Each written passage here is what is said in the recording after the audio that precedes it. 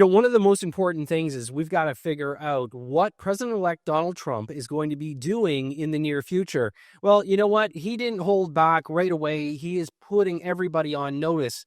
And most importantly, here in Canada, he's made sure that we understand what his mandate is when we start talking about the borders.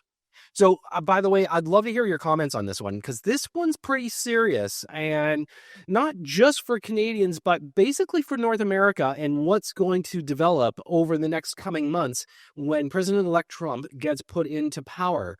So his recent release on what is going to be done is he's actually turned around flat out and said that he is going to turn around and make sure that Mexico and Canada either take their borders seriously so they stop having the drugs filter through into the United States and illegal immigrants, or we're going to be facing a 25% tariff. Now, amazingly, we haven't heard anything from the Canadian Prime Minister. Premier Doug Ford immediately jumped on it, saying we need to get the premiers together, obviously because of all the border towns. But most importantly, he does realize that this is very serious because Canadians truly can't afford 25% tariffs. But is Trump at fault here? I mean, when you think about this guy, he turns around and he says and does what he says and promises. So, he's about as serious as it's going to get. He's a serious businessman. And for anybody that thought he was just talking through his hat, I believe him.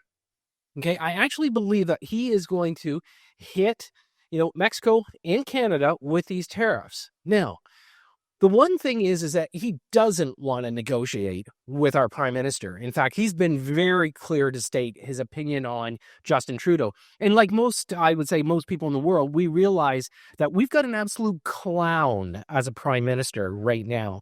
You know what? His finance minister, Chrystia Freeland, she should just go sit in a corner and not be ever heard from again. But the idea that he's going to have any sway with President-elect Trump is impossible, okay?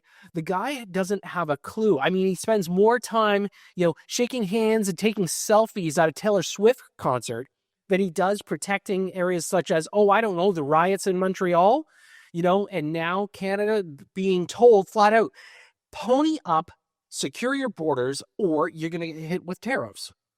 So what's going to be the end result of all this? So many people are sitting there saying, they're blaming Trump. I actually don't.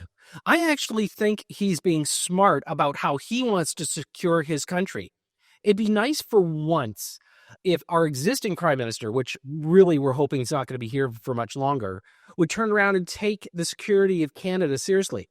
We've got a massive fentanyl problem, and that's one of the reasons why the U.S. is sitting there turning around and saying, hey, Canada, shut your borders, protect your borders. We don't want your drugs in the United States. I mean, how many countries turn around and legalize fentanyl? I mean, it's ridiculous. So ultimately, in the end, you know what?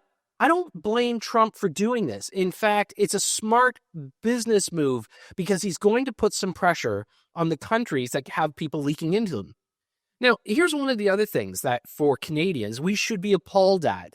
The fact is that the government, both provincial and federal, are now sitting there sending money to border towns and renting hotels so that when the, illegal aliens decide to bail out of the United States, they got a safe haven. As a Canadian and a taxpaying Canadian, for decades, I am absolutely disgusted with the government right now. Okay, they couldn't make it more apparent. They don't give a shit about Canadians. Not you, not I. The only people they want to do is they want to turn around and create some new Canadians so they get votes. This whole brand new, let's give everybody a $250 break. This is ridiculous, okay? Right now, this $250 for people that make under $150,000, okay, is going to, and apparently there's about 18 million, they say that 18 million people are going to benefit from this. Ultimately, in the end, it's going to cost thousands per person because all they've done is they're just borrowing this money. So again, our government is in absolute shambles, despite the fact that this guy with that shitty look on his face, keeps thinking that he's a Canadian. Guess what? He's not. That guy, though, he truly is an American. And you know what? I hope our next leader here in our country takes a page from his book, because he'll make sure that he puts his country first. Wouldn't it be nice if we actually had leadership that put all of us first as opposed to anything else in this world? I know this is getting pretty serious when we start talking about, the economics of 25% tariffs. I hope it does not get down to that. But in the end, the most important thing for us as Canadians is we've got to watch out for each other, watch out for our family members, make sure that you are creating something for the next generation. Hey, listen, I'd love to hear your comments on this one. This is pretty serious. And don't forget to subscribe. Thanks for tuning in. I'm Todd. See you later.